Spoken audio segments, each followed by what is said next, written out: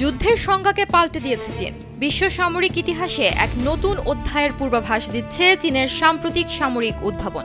যখন বিশ্বের সামরিক শক্তিগুলো স্থলযুদ্ধের গতানুগতিক ছক কষতে ব্যস্ত, ঠিক তখনই পিপলস লিবারেশন আর্মি PLA নিয়ে এসেছে তাদের নতুন প্রজন্মের টাইপ 100 মেইন ব্যাটল ট্যাঙ্ক।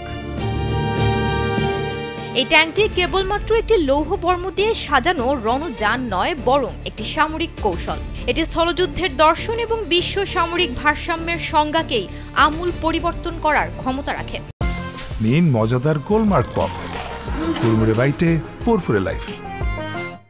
এর সবচেয়ে বড় ক্ষমতা হলো এর দৃষ্টিসীমার বাইরে আঘাত হানার সক্ষমতা। তবে এখানে শুধু খালি চোখে দেখার সীমাকেই বলা হচ্ছে না, যার প্রচলন দ্বিতীয় বিশ্বযুদ্ধের মাঝামাঝি সময়েই শেষ হয়ে গিয়েছিল, বরং আধুনিক ট্যাঙ্কের অত্যাধুনিক সাইট এবং সেন্সরগুলো যে বিস্তৃত প্রচলিত গণ্ডি আছে, এই ট্যাঙ্ক সেই সীমাকেও অতিক্রম করে লক্ষ্যবস্তুতে আঘাত হানতে সক্ষম।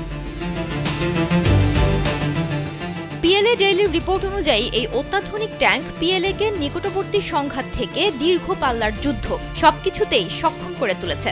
বিজয় দিবস সামরিক কুচকাওয়াজে আত্মপ্রকাশ করা এই ট্যাঙ্কে এমন সব প্রযুক্তি যুক্ত করা হয়েছে যা একে করে তুলেছে এক স্বয়ংসম্পূর্ণ যুদ্ধ ব্যবস্থা। এর মূল প্রযুক্তিগত বৈশিষ্ট্যগুলো হলো কৃত্রিম বুদ্ধিমত্তা ও সেন্সর। ট্যাঙ্কটি অপটিক্যাল, ইনফ্রারেড এবং উন্নত রাডার সেন্সর ব্যবহার করে ব্যাপক যুদ্ধক্ষেত্র সম্পর্কে ধারণা লাভ করে। এর ফলে এটি দ্রুত চলাচল এবং কৌশলগত অবস্থান নিতে সক্ষম। টাইপ 100 একটি বিস্তৃত যুদ্ধ নেটওয়ার্ক হিসেবে কাজ করবে। এটি অন্যান্য সামরিক শাখার সাথে রিয়েল টাইমে ডাটা শেয়ার করতে এবং সমন্বয় সাধন করতেও পারবে। এ প্রযুক্তিগত অগ্রগতি PLA এর helicopter, rocket launcher, electronic warfare unit এবং ড্রোন সহ বিভিন্ন সামরিক ইউনিটকে একটি সুসংহত তথ্যকেন্দ্রিক যৌথ বাহিনীতে পরিণত করার বৃহত্তর প্রচেষ্টারই একটি অংশ। টাইপ 100 ট্যাঙ্কের মতো নতুন প্রযুক্তি থাকার কারণে PLA এখন অন্যান্য সামরিক ইউনিটের কাছ থেকে তাৎক্ষণিকভাবে সাহায্য নিতে পারে। অর্থাৎ যখন যুদ্ধ চলছে তখন ট্যাঙ্কের কমান্ডার সরাসরি অন্য বিভাগের সাথে যোগাযোগ করতে পারবে। এটি হলো আধুনিক সেনাবাহিনীর একসাথে কাজ করার ক্ষমতার একটি বড় উদাহরণ। সামরিক বিশেষজ্ঞদের মতে আগে স্থলবাহিনীর জন্য অনেক দূর থেকে আক্রমণ করা খুবই কঠিন ছিল, কিন্তু এখন চীন সেই বড় সরঞ্জামগুলোকে ছোট করে ফেলতে পেরেছে, তাই তারা অনেক দূর থেকেও সফলভাবে আক্রমণ করতে পারছে। দৃষ্টিসীমার বাইরে অপারেশন করা এখন আর অসম্ভব নয়।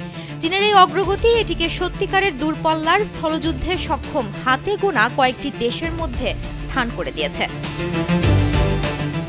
টাইপ 100 ট্যাঙ্কের প্রবর্তন চীনের জন্য একটি সুদূর প্রসারী তাৎপর্য বহন করছে, কেননা এর মাধ্যমে চীন কৌশলগত বিকল্পগুলোকে বহুগুণে বাড়িয়ে আঞ্চলিক ও আন্তর্জাতিকভাবে তার অবস্থানকে শক্তিশালী করতে পারবে।